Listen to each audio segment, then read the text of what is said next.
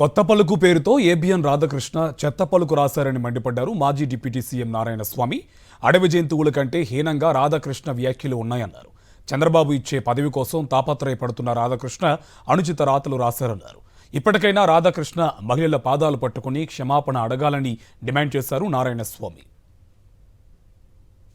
అంటే జగన్మోహన్ రెడ్డిని ప్రేమించే ప్రతి ఒక్కరు కూడా వాళ్ళ భార్యల్ని చెల్లెలుగా తీసుకొని వాళ్ళని పెళ్లి చేపిస్తే బాగుండని మాట మాట్లాడితే మానవత్వం ఉన్న వ్యక్తి మాట్లాడుతుండా ఈవెను అడవి జంతువులు కూడా అట్లా మాట్లాడవు. అంత మానవత్వం నశించిపోయి పదవి కోసం తప్పిస్తుండవు. రాజ్యసభ ఏమని ఇస్తానన్నాడు. ఈ విధంగా మాట్లాడితే చంద్రబాబు నాయుడు ఖచ్చితంగా రాజ్యసభ కూడా ఇస్తాడు. అతను పశువులు మాట్లాడవు. ఇప్పుడు పశువులకుండే విజ్ఞత కూడా ఆయనకి లేదు కాబట్టి మహిళలకి వాళ్ళ పాదాలు పెట్టుకుని నేను చేసిన తప్పు అని చెప్తే అతనికి మానవత్వం ఉంటుంది.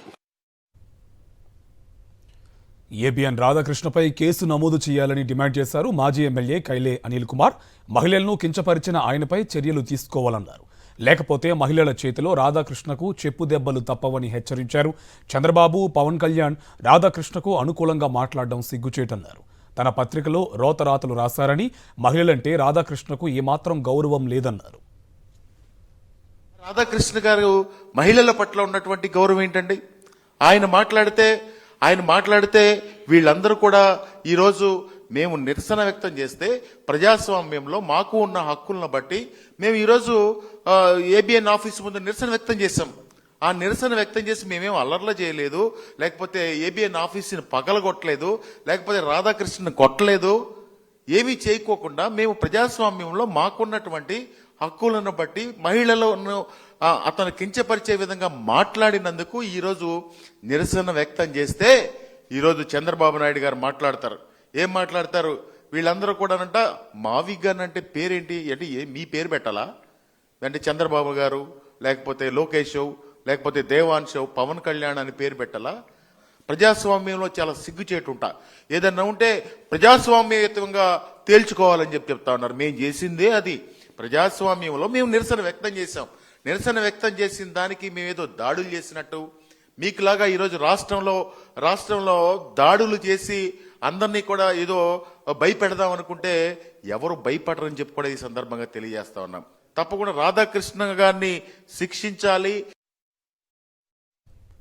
ఏబిఎన్ రాధాకృష్ణ రాతలు సభ్య సమాజం తలదించుకునేలా ఉన్నాయని మండిపడ్డారు జై భీమ్ భారత్ పార్టీ అధ్యక్షుడు జడ శ్రవణ్. కడుపుకు అన్నం తినే ఎవరూ అలాంటి వ్యాఖ్యలు చేయరన్నారు. ప్రజా సంక్షేమానికి పాటుపడాల్సిన మీడియా బ్రోకర్ పాత్ర పోషించడం సరికాదన్నారు. విచక్షణ, విలువలు కోల్పోయి ఆడవారిపై రాధాకృష్ణ చేసిన కామెంట్స్ సరికాదన్నారు. రాధాకృష్ణ రాతలు మీడియా వ్యవస్థకే సిగ్గుచేటన్నారు జడ శ్రవణ్.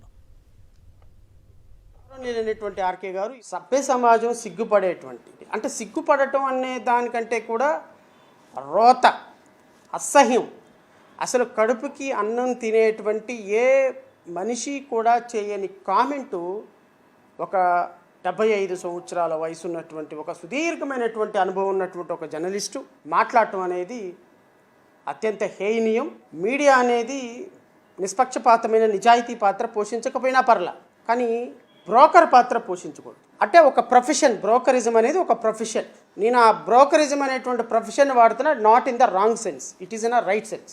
విచక్షణ కోల్పోయి, సమాజంలో ఉన్నటువంటి విలువలు కోల్పోయి, ఆడవాళ్ల మీద అనుచితమైనటువంటి కామెంట్లు చేయటం పర్పస్ఫుల్గా, ఇంటెన్షనల్గా, నోయింగ్లీ ప్రెటీ వెల్, ఈ విధమైనటువంటి కామెంట్లు చేయటం అనేది మీడియా వ్యవస్థకి అత్యంత సిగ్గుచేటు.